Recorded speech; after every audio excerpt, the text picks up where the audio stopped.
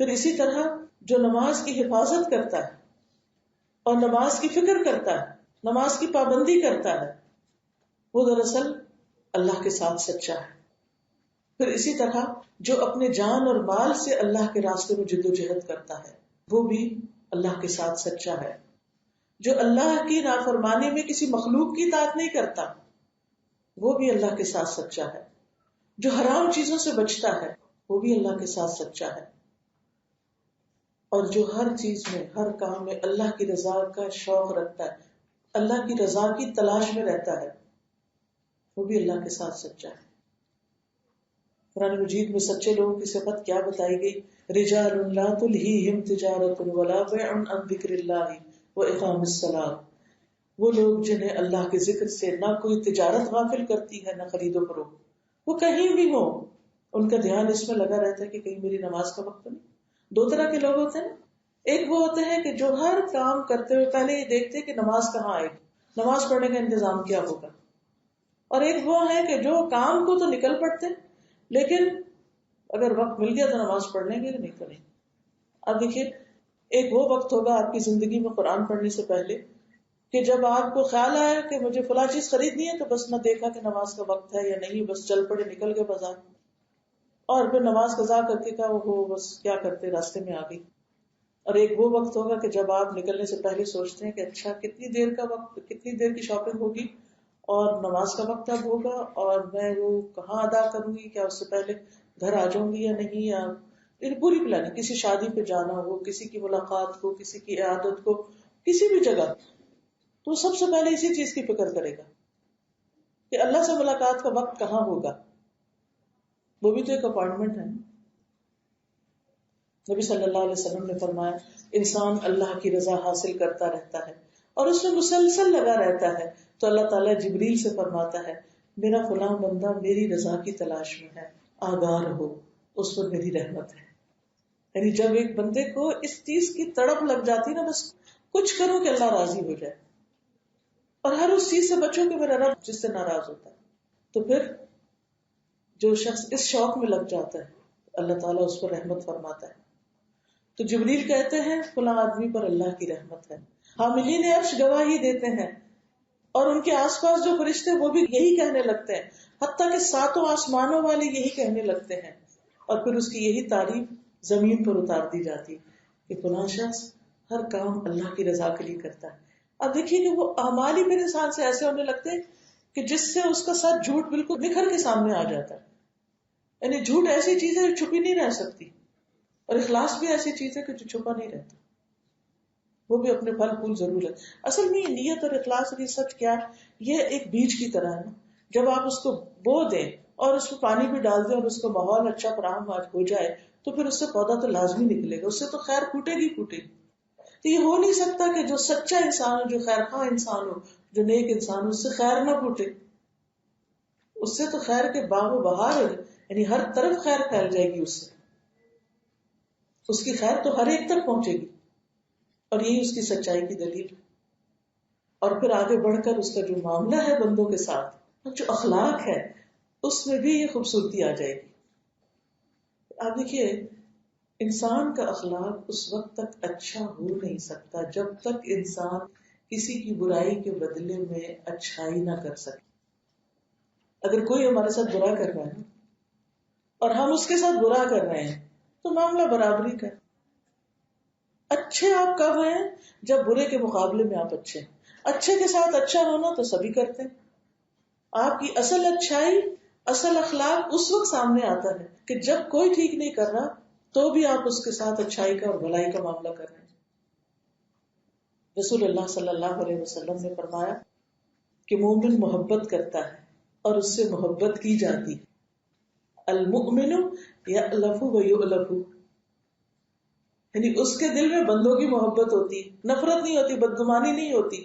وہ بندوں کے لیے برا نہیں چاہتا, برا نہیں سوچتا, وہ ہر ایک کے لیے اچھا سوچتا ہے.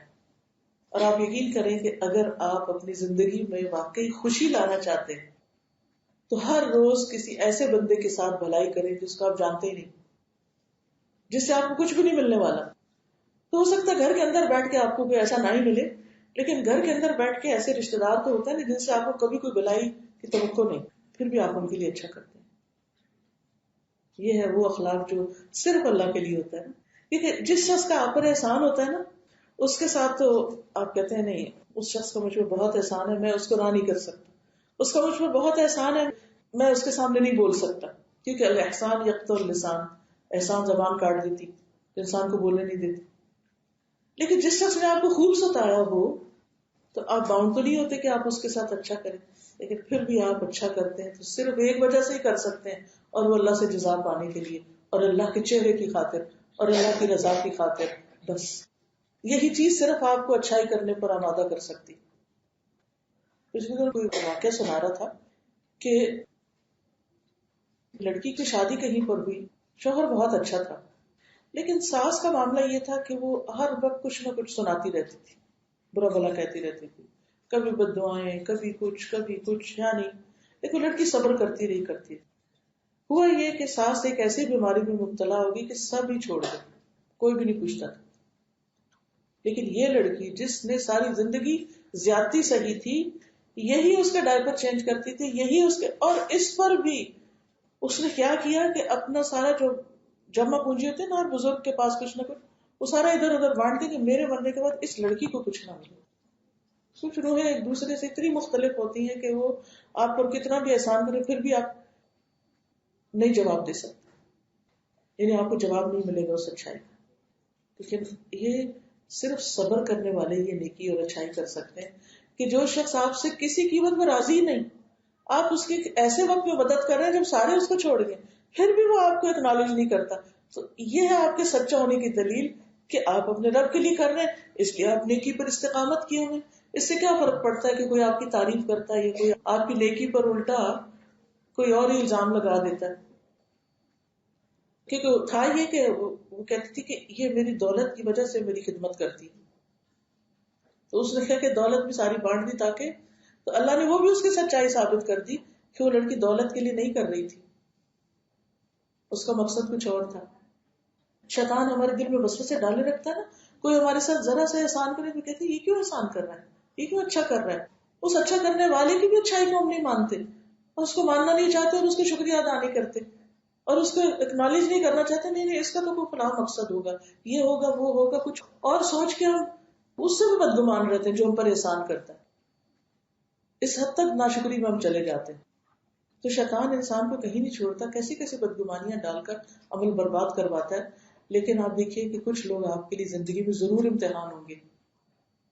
قرآن مجید میں آتا ہے وَجَعَلْنَا بَعْضَكُمْ لِبَعْضٍ فِتْنَةً أَتَصْبِرُونَ، ہم نے تم میں سے بعض کو بعض کے لیے فتنہ بنا دیا. وہ آپ کا ویک پوائنٹ ہے، انہیں دیکھنا بھی مشکل ہوتا ہے، ان سے معاملہ کرنا، ان سے بات کرنا، کہیں نہ کہیں ان سے آپ کو تکلیف پہنچ گئی رہتی، پھر بھی آپ ان کے ساتھ احسان کرتے ہیں، بھلائی کرتے ہیں، آپ اچھا کرتے رہتے ہیں. لوگ آپ کو آ کے ان کی 10 برائیاں بتاتے ہیں، آپ سن کے اسمائل کر دیتے ہیں، ایک جواب بھی نہیں دیتے، کیونکہ آپ کو کچھ کہنا ہی نہیں ان کو. اللہ ہے نا، وہ دیکھ رہا، سارا معاملہ آپ نے اللہ پہ چھوڑا ہوا. کیا ہم اپنی اس بات میں سچے ہوتے ہیں کہ جب ہمیں کوئی مشکل پیش آتی ہے تو رات کو سوتے ہوئے جب ہم یہ دعا پڑھتے ہیں اللہم اسلمت نفسی الیک ووجہت وجہی الیک اور وفوضت امری الیک، جب اللہ کے سپرد کر دیتے تو پھر اس کے بعد پھر کیوں بڑبڑاتے رہتے ہیں؟ اللہ کے سپرد کر دیا نا، بات ختم، وہ سنبھال لے گا، وہ دیکھ لے گا. پھر کیوں ہر وقت اس چیز کا رونا روتے رہتے ہیں؟ پھر کیوں تجسس کرتے رہتے ہیں؟ پھر کیوں لوگوں سے حل چاہتے ہیں اس کا؟ اللہ ہے نا، کر دے گا. جب ہم کہتے ہیں اتنی خوبصورت دعا ہر روز رات سوتے وقت، کیونکہ نیند جو ہے موت کی بہن ہے، کوئی پتہ نہیں کہ دوبارہ اٹھے کہ نہیں اٹھے، تو اسے کہتے ہیں اللہم اسلمت نفسی الیک، اللہ میں نے اپنا آپ تیرے سپرد کر دیا، وجہت وجہی الیک، اپنا چہرہ بھی تیری طرف کر دیا، یعنی خالص ہو گیا میں تیرے لیے، اور وفوضت امری الیک، جو میرے دل پہ گھبراہٹ ہے، فکر ہے، پریشانی ہے، جو بھی میرا معاملہ ہے میں نے تیرے سپرد کر دیا، تو اس کو دے. آپ دیکھیں بڑی سے بڑی مصیبت آپ کے لیے ہلکی ہو جائے گی. کر کے تو دیکھیں، لیکن سچے ہو اپنی بات میں، یہ نہ ہو کہ کہیں اللہ تیرے سپرد کر دے اور پھر اس کے بعد اپنے ہاتھ میں بھی لے لیا کہ اللہ تو پتہ نہیں کرے گا کہ نہیں، اس کو ٹھیک میں خود ہی کر لوں.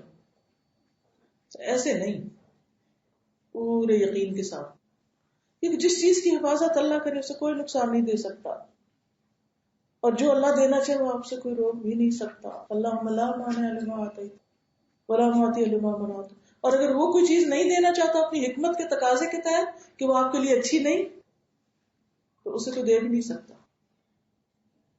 تو آپ دیکھیے کس طرح فکریں اٹھتی جاتی ہیں، کس طرح بوجھ ہٹتے جاتے ہیں. ہے کوئی ہمارا جو ہمارے بوجھ اٹھا لے گا، جو ہمارے لیے سب کچھ کرے گا؟ ہمارا کام صرف اس کو راضی کرنا ہے، کیونکہ ہمیں اس لیے پیدا کیا کہ ہم اس کو راضی کریں اور باقی معاملے اس پہ چھوڑیں. کوشش کرنے کے بعد یہ نہ سوچے کہ یہ میری کوشش کے نتیجے میں. کوشش تو اس نے ہم پہ لازم کی ہے نا، اس کا مطلب معاملہ اللہ کے سپرد کرنے کا مطلب کیا ہے کہ پھر ہم اس پہ بھروسہ کریں کہ وہ اس کو درست کرے گا، اور ہمارے ذمے جو کام ہے، جو ہماری ڈیوٹی ہے، وہ پوری کریں. جو ہمارے کرنے کا کام، اس جھگڑے کو چھوڑیں. کیونکہ جب انسان غیر ضروری چیزوں میں پڑتا ہے تو اس کے فرائض میں بھی کوتاہی ہوتی ہے، اس کے اخلاق میں بھی خرابی آتی، اس کے ایمان میں بھی کمزوری آتی.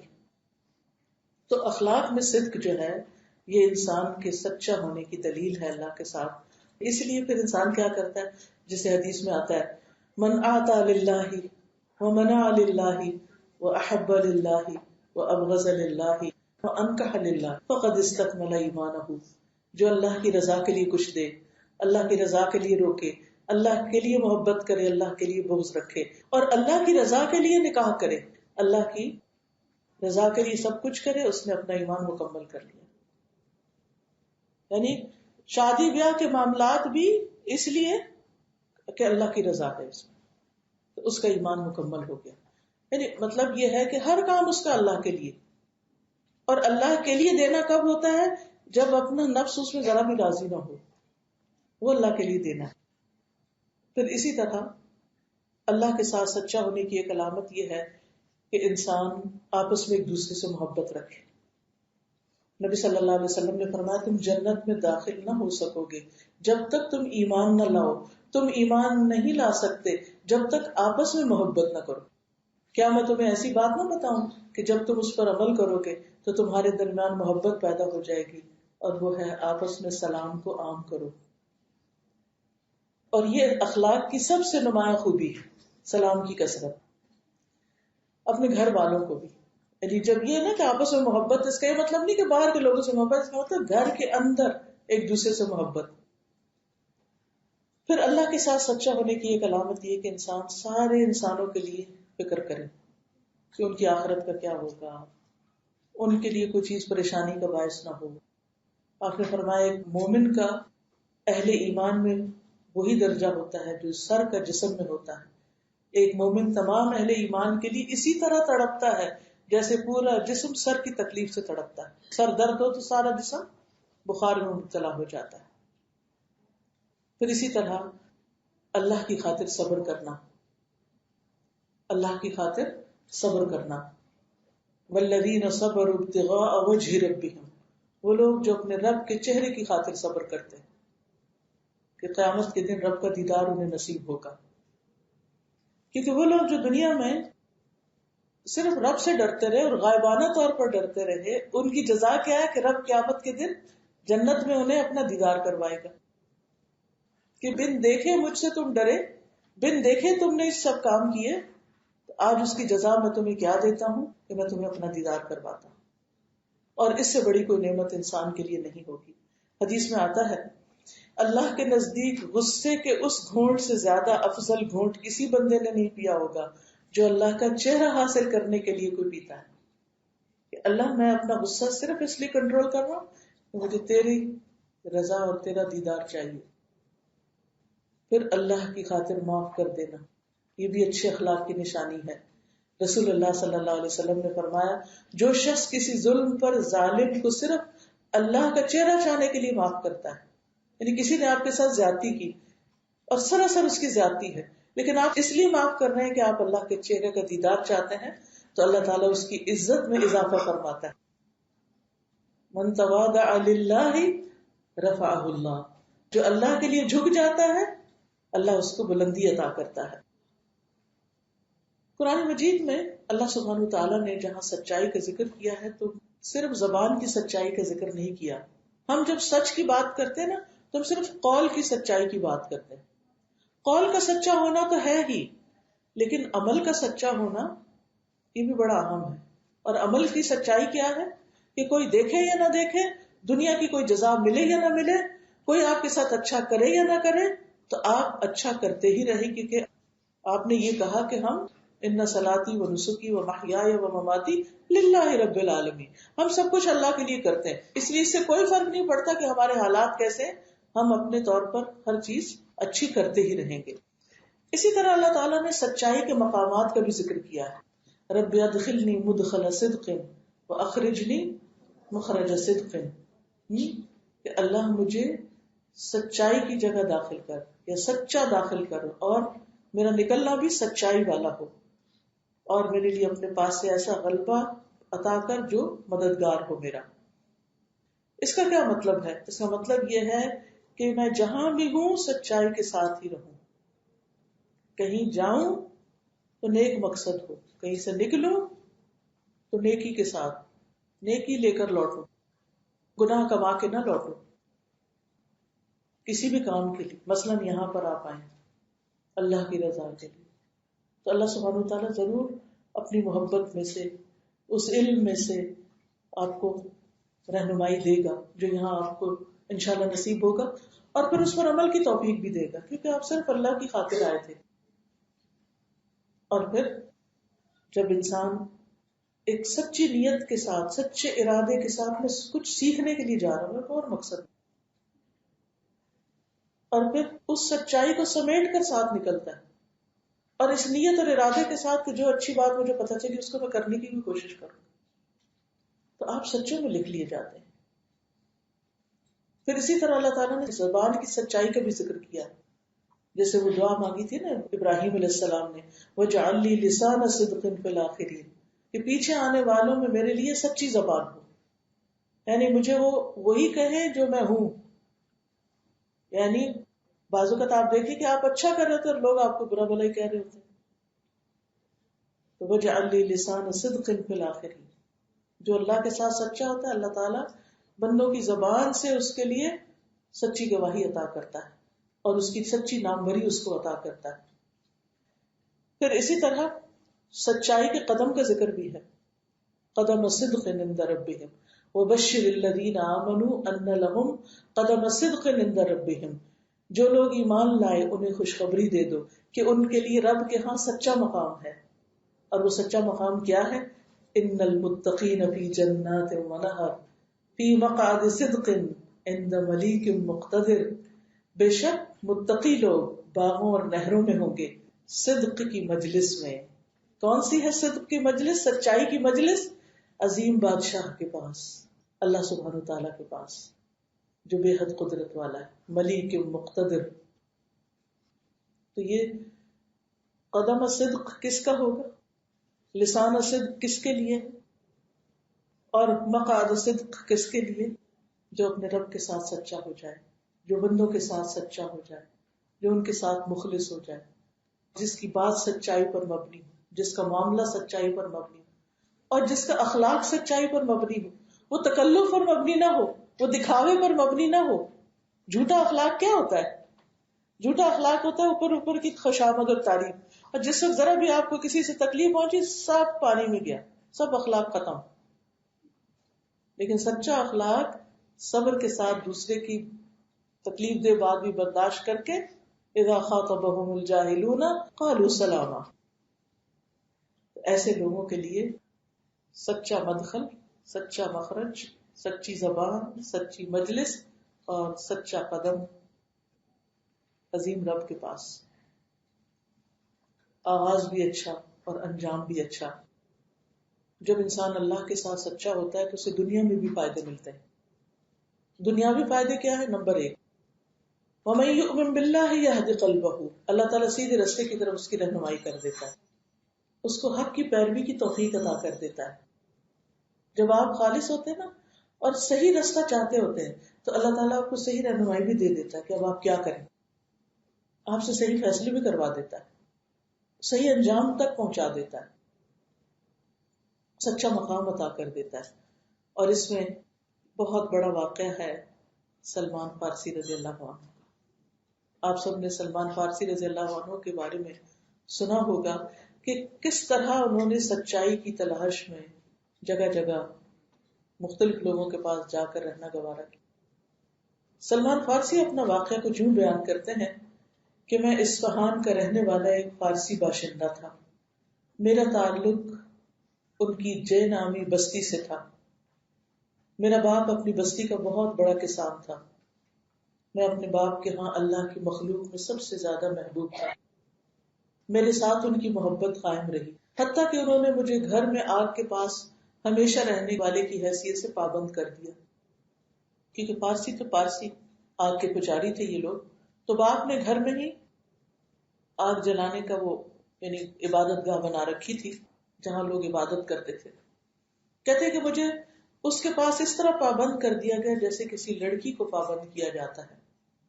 وہ کہتے کہ میں نے مجوسیت میں بڑی جد و جہد سے کام لیا، یعنی کسی وقت میں آگ بجھنے ہی نہیں دیتا تھا، ایک لمحے کے لیے آگ نہیں بجھنے دیتا تھا، اپنے کام میں اتنے سچے اور مخلص۔ کہتے کہ میرے باپ کی بہت بڑی جائیداد تھی، بہت بڑی جائیداد۔ ایک دن انہوں نے اپنی عمارت کے سلسلے میں مصروف ہونے کی وجہ سے مجھے کہا، اے میرے بیٹے، میں آج اپنی اس عمارت میں مشغول ہو گیا ہوں اور اپنی جائیداد تک نہیں پہنچ پاؤں گا، یعنی اپنے باغات اور زمینیں جو ہیں، اس لیے ذرا تم چلے جاؤ اور جا کر دیکھاؤ۔ اور انہوں نے کچھ اور احکامات بھی مجھے دیے، تو میں اس جاگیر کو دیکھنے کے لیے نکل پڑا۔ میرا گزر عیسائیوں کے گرجا گھر کے پاس سے ہوا۔ میں نے اس میں سے ان کی آوازیں سنی، وہ نماز ادا کر رہے تھے۔ آج تک مجھے یہ نہیں پتا تھا کہ ان لوگوں کا کیا معاملہ ہے اور لوگ اور کس کس طرح عبادت کرتے ہیں، کیونکہ میرے گھر میں میرے باپ نے مجھے پابند کر رکھا تھا، گھر سے نکلنے نہیں دیتا تھا۔ کہتے جب میں ان کے پاس سے گزرا اور ان کی آوازیں سنی تو میں ان کے پاس چلا گیا اور کھڑے ہو کر ان کی نقل و حرکت دیکھتا رہا کہ یہ کیا کرتے ہیں۔ جب میں نے انہیں دیکھا تو مجھے ان کی نماز پسند آئی اور میں ان کے دین کی طرف راغب ہو گیا۔ میں نے کہا اللہ کی قسم یہ دین اس مجوسیت سے یعنی آگ کی پوجا کرنے سے بہت بہتر ہے جس پر ہم چل رہے ہیں۔ کہتے اللہ کی قسم میں نے ان عیسائیوں کو نہیں چھوڑا یہاں تک کہ سورج غروب ہو گیا، اور میں نے اپنے باپ کے کام کو چھوڑ دیا اور وہ کام ہی نہیں کیا جس کے لیے مجھے بھیجا گیا۔ میں نے ان سے پوچھا کہ اس دین کی بنیاد کہاں ہے؟ انہوں نے کہا شام میں، یعنی عیسائیت کی بنیاد شام میں۔ پھر میں اپنے باپ کی طرف واپس آ گیا، کیونکہ مجھے دیر ہو گئی تھی تو انہوں نے مجھے بلانے کے لیے کچھ لوگوں کو میرے پیچھے بھیجا اور میں نے ان سے ان کا سارا کام چھوڑوا دیا۔ یعنی میرا باپ جو تھا وہ میرے اس دین سے بے رغبت ہونے کی وجہ سے ایسے غم میں مبتلا ہو گیا کہ وہ کچھ کر نہیں پاتا تھا۔ جب میں واپس آیا تو انہوں نے پوچھا بیٹا تم کہاں تھے؟ کیا میں نے تمہارے ذمہ ایک کام نہیں کیا تھا؟ میں نے کہا ابا جان کچھ لوگوں کے پاس سے گزرا، وہ اپنے گرجا گھر میں نماز پڑھ رہے تھے، مجھے ان کا دین بہت اچھا لگا اور اللہ کی قسم انہی کے پاس رہا حتیٰ کہ سورج غروب ہو گیا۔ تو میرے باپ نے کہا بیٹا اس دین میں کوئی خیر نہیں، تمہارا اور تمہارے آباء و اجداد کا دین بہتر ہے، یعنی آپ کی پوجا کا کام بہتر ہے۔ میں نے کہا اللہ کی قسم ہرگز نہیں، وہ دین ہمارے دین سے بہتر ہے۔ کہتے کہ میرے ان جذبات کی وجہ سے باپ کو میرے بارے میں خطرہ لاحق ہو گیا۔ انہوں نے میرے پاؤں میں بیڑیاں ڈال کر مجھے اپنے گھر میں پابند کر دیا۔ میں نے عیسائیوں کی طرف پیغام بھیجا کہ جب شام سے کوئی تجارتی قافلہ آئے عیسائیوں کا تو مجھے بتایا جائے۔ کچھ دن کے بعد ایک قافلہ آیا تو انہوں نے مجھے اس کی اطلاع دی۔ میں نے ان سے کہا کہ جب یہ لوگ واپس جانا چاہیں تو مجھے بتائیں۔ تو جب ان کی واپسی کا وقت آ گیا اور انہوں نے مجھے اطلاع دی تو میں نے اپنے پاؤں کی بیڑیاں کاٹی کسی طرح اور ان کے ساتھ چپکے سے نکل گیا، گھر چھوڑ گیا، یہاں تک کہ میں شام پہنچ گیا۔ جب میں شام پہنچا تو میں نے پوچھا کہ وہ کون سی شخصیت ہے جو اس دین والوں میں افضل ہے؟ انہوں نے کہا فلاں گرجا گھر میں ایک پادری رہتا ہے۔ میں اس کے پاس گیا، میں نے کہا میں اس دین کی طرف راغب ہوا ہوں، اب میں چاہتا ہوں کہ آپ کے پاس رہوں اور گرجا گھر میں آپ کی خدمت کروں اور آپ سے تعلیم حاصل کروں اور آپ ہی کے ساتھ نماز پڑھوں۔ اس نے کہا ٹھیک ہے آ جاؤ۔ بس میں اس کے ساتھ رہا، لیکن وہ اصل میں بڑا برا آدمی تھا۔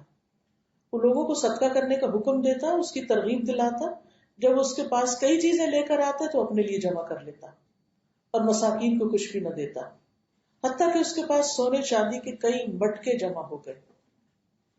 جب میں نے اسے یہ کام کرتے دیکھا تو مجھے اس سے شدید نفرت ہوئی۔ بالآخر وہ مر گیا۔ اسے دفن کرنے کے لیے عیسائی لوگ پہنچ گئے تو میں نے ان سے کہا یہ تو بہت برا آدمی تھا، یہ تمہیں تو صدقہ کرنے کا حکم دیتا لیکن جب تم صدقہ اس کے پاس جمع کرواتے تو اپنے لیے ذخیرہ کر لیتا، کسی کو کچھ نہیں دیتا تھا. انہوں نے مجھ سے پوچھا تجھے کیسے علم؟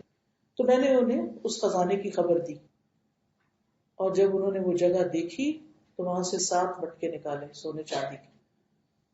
تو انہوں نے کہا کہ ہم تو اس کو دفن بھی نہیں کریں گے، لہٰذا انہوں نے اس کو سولی پہ لٹکایا اور پتھروں سے اس کو سنسار کیا. بعد سے جب وہ فوت ہو گیا تو اس کی جگہ ایک اور آدمی آ گیا، تو انہوں نے اس منصب پہ اسے فائز کیا. سلمان کہتے ہیں کہ جو لوگ 5 نمازیں ادا کرتے تھے میں نے ان میں افضل پایا. میں نے اس شخص کو جو نیا بندہ آیا تھا اسی مقام پر جس کے ساتھ اب میں رہ رہا تھا، اس دنیا میں سب سے زیادہ افضل انسان پایا، بے رغبت دنیا کے معاملے میں، آخرت کے معاملے میں سب سے زیادہ رغبت کرنے والا، دن ہو یا رات عبادت میں تندہی اختیار کرنے والا. میں نے اس سے ایسی محبت کی کہ اس سے پہلے اس قسم کی محبت کسی سے نہ تھی. میں کچھ عرصہ تک وہیں پر مقیم رہا، بالآخر اس کی وفات کا وقت آ گیا.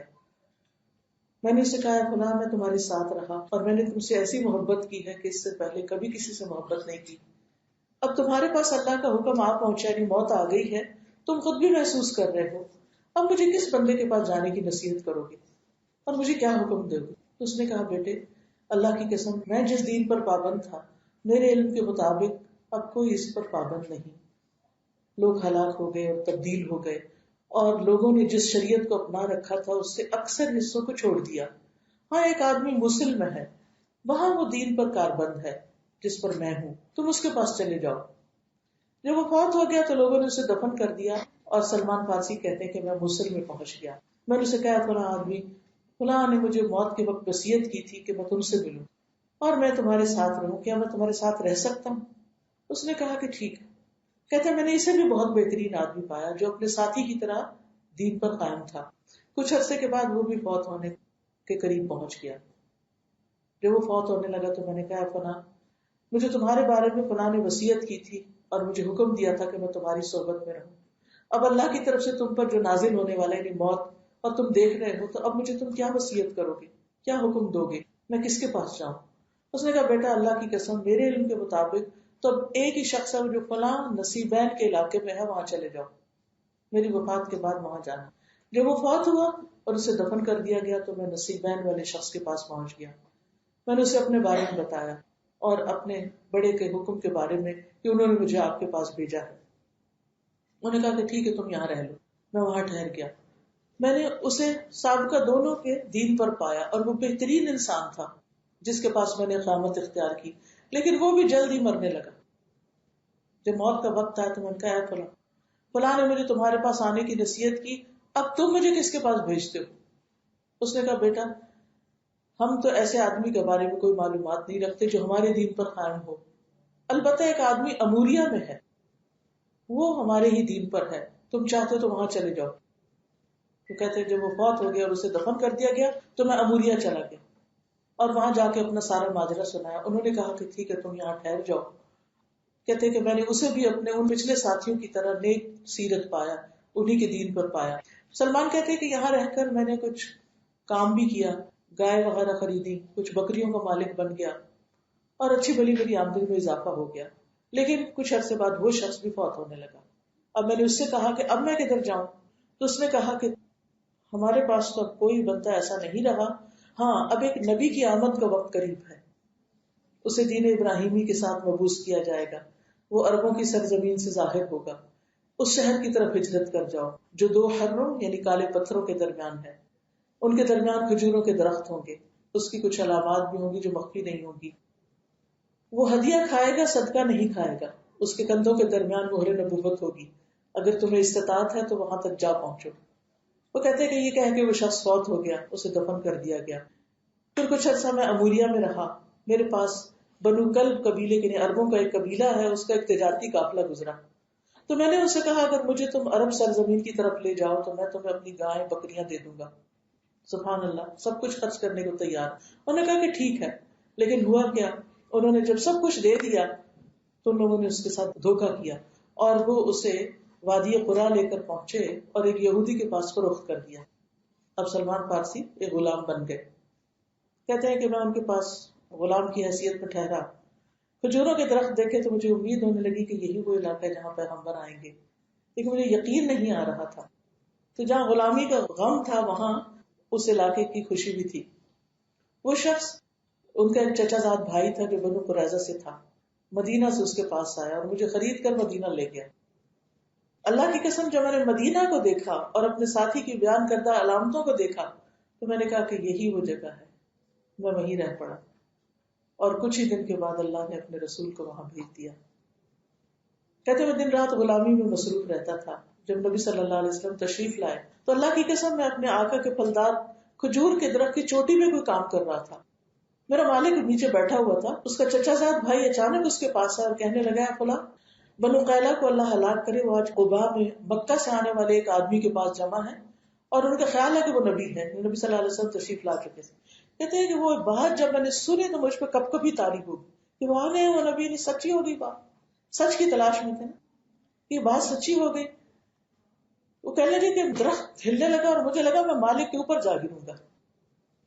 اور میں کسی طرح درخت کے نیچے اترا اور میں نے اس شخص سے پوچھا ابھی تم کیا کہہ رہے تھے؟ یعنی میں وہ بات دوبارہ سننا چاہتا تھا. تو میرے آقا کو اتنا غصہ آیا کہ اس نے مجھے زور سے مکہ مارا. تمہارا اس بات سے کیا تعلق؟ اس نے کہا میرا تعلق نہیں، لیکن میں کچھ چھان بین کر رہا تھا، کچھ جاننا چاہ رہا تھا. سلمان کہتے ہیں میرے پاس میرا جمع کیا وہ کچھ مال تھا. جب شام ہوئی تو میں نے وہ مال لیا اور قباء میں رسول اللہ صلی اللہ علیہ وسلم کے پاس پہنچ گیا. آپ کے پاس پہنچا اور کہا کہ مجھے یہ بات پتہ چلی ہے کہ آپ کوئی نیک آدمی ہے اور آپ کے ساتھی بھی غریب ہیں. میرے پاس کچھ صدقے کا مال ہے، میرا خیال ہے کہ وہ آپ لوگوں کے لیے زیادہ مناسب ہے. کہتے ہیں کہ میں نے آپ کے قریب وہ کیا، آپ نے اپنے صحابہ سے کہا کہ تم لوگ یہ کھا لو، میں صدقہ نہیں کھاتا. کہتے ہیں کہ میں ایک دم خوش ہو گیا کہ ایک نشانی تو پوری ہو گئی. کہتے ہیں کہ پھر میں چلا گیا، کچھ مال جمع کیا، پھر میں واپس آیا. اتنے میں نبی صلی اللہ علیہ وسلم مدینہ پہنچ چکے تھے. قریب 2 ہفتے قیام کیا تھا نا ہم نے. پھر میں آپ کے پاس آیا اور میں نے کہا کہ مجھے پتا ہے کہ آپ صدقے کا مال نہیں کھاتے لیکن یہ ہدیہ ہے. تو آپ نے وہ ہدیہ لیا اور اسے خود بھی کھایا اور ساتھی کو بھی کھلایا. اس کے بعد میں نے کہا کہ 2 علامتیں پوری ہو گئی. سلمان کہتے کہ تیسری دفعہ جب میں آپ کے پاس آیا تو آپ بقیع غرقد میں تھے، کسی صحابی کے جنازے کی خاطر وہاں آئے ہوئے تھے. آپ پہ 2 چادریں تھی، آپ صحابہ کے بیچ میں تھے. میں نے آپ کو سلام کہا اور آپ کے پیچھے مہر نبوت دیکھنے کے لیے گھوم کے پیچھے کی طرف آیا تاکہ دیکھ سکوں جس کی پیشن گوئی میرے ساتھی نے کی تھی. جب آپ نے مجھے یوں گھومتے ہوئے دیکھا تو آپ پہچان گئے کہ میں کیا دیکھنا چاہتا ہوں. آپ نے اپنی چادر اپنے پیچھے سے ہٹائی، میں نے مہر نبوت دیکھی، اسے پہچان گیا. میں آپ پہ ٹوٹ پڑا اور آپ کے بوسے لینے لگا اور رونے لگا. تو رسول اللہ صلی اللہ علیہ وسلم نے فرمایا پیچھے ہٹ جاؤ، تو میں پیچھے ہٹ گیا. پھر کہتے ہیں کہ سلمان جنگ بدر میں شریک نہ ہو سکے کیونکہ آپ غلام تھے، احد میں بھی شریک نہ ہو سکے. اس کے بعد انہوں نے مکاتبت کر لی. مکاتبت کیا ہے کہ اپنی غلامی سے آزادی خریدنے کے لیے کچھ مال دیا جائے. تو اس کے آقا نے کیا کہا کہ 300 کھجور کے چھوٹے درخت زمین سے اکھاڑ کر ایک خاص جگہ پر لگاؤں اور 40 اوقیہ مزید بھی اس پر دوں. تو رسول اللہ صلی اللہ علیہ وسلم نے فرمایا اپنے بھائی کی مدد کرو. لوگوں نے مدد کرتے ہوئے مجھے کھجور کے درخت دیے، کسی نے 30، کسی نے 20، کسی نے 15، کسی نے 10، حتیٰ کہ میرے پاس 300 درخت ہو گئے. اور رسول اللہ صلی اللہ علیہ وسلم نے فرمایا سلمان جاؤ گڑھے کھودو، جب فارغ ہو تو میرے پاس آنا، میں یہ پودے خود لگاؤں گا.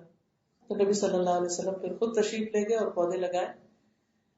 اور پھر اس کے بعد آپ نے وہ اوقیہ جو تھے دینے تھے یہودی کو، ان کا بھی بندوبست کیا.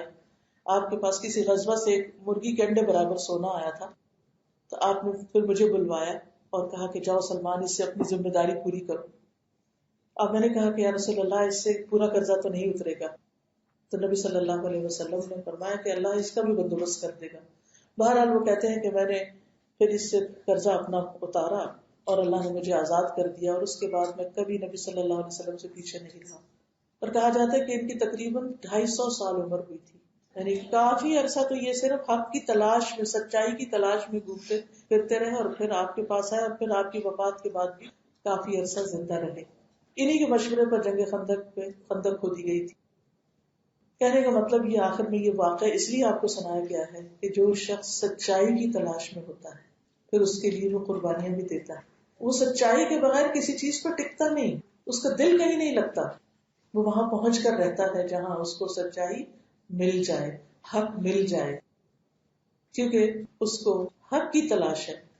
جہاں گائے بکریاں ملی وہ نہیں کہ اب گائے بکریاں گھر بار ہی بناؤ ہی رہے، نہیں، ابھی وہ وہاں پہنچنا ہے، نیک لوگوں میں رہنا ہے، نیک شخص کے ساتھ رہنا ہے. وہ ایک فوت ہو گیا تو یہ نہیں کہا اچھا وہ کہہ رہا کوئی نہیں وہ فلاں جگہ، تو دوسرا شہر، ایک شہر سے دوسرے، دوسرے سے تیسرے، چوتھے، اور گھر میں جسے کہتے ہیں کروڑوں کی جائیداد چھوڑ کر آئے ہوئے، اور بے پناہ محبت کرنے والا باپ اور معاشرے کی عزت، سب کچھ پیچھے چھوڑ کر حق کی تلاش میں، اور پھر غلامی اور آقا کے تانے اور مار، اور اپنی مرضی سے نیکی کے کام میں شرکت بھی نہیں کر سکتے، سب کچھ برداشت کیا، مقصد نہیں بھولے.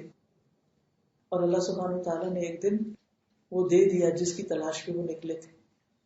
تو اگر ہم بھی اس میں سچے ہیں تو اللہ سبحانہ وتعالیٰ نہ صرف یہ کہ دنیا میں رہنمائی کرے گا، ہماری حق پر قائم رہنے کی توفیق دے گا، ثبات دے گا، بلکہ آخرت میں بھی فائدہ ہوگا، کیونکہ سچے لوگوں کے لیے نعمتوں کے وعدے ہیں، مغفرت کے وعدے ہیں، اللہ کی رضامندی کا وعدہ ہے، نبی صلی اللہ علیہ وسلم کی شفاعت ہے. اس لیے ہم سب کو دعا کرنی چاہیے کہ اللہ سبحانہ وتعالیٰ ہمیں سچائی عطا کرے، ہم اللہ کے ساتھ بھی سچے ہوں اور بندوں کے ساتھ بھی سچے ہوں.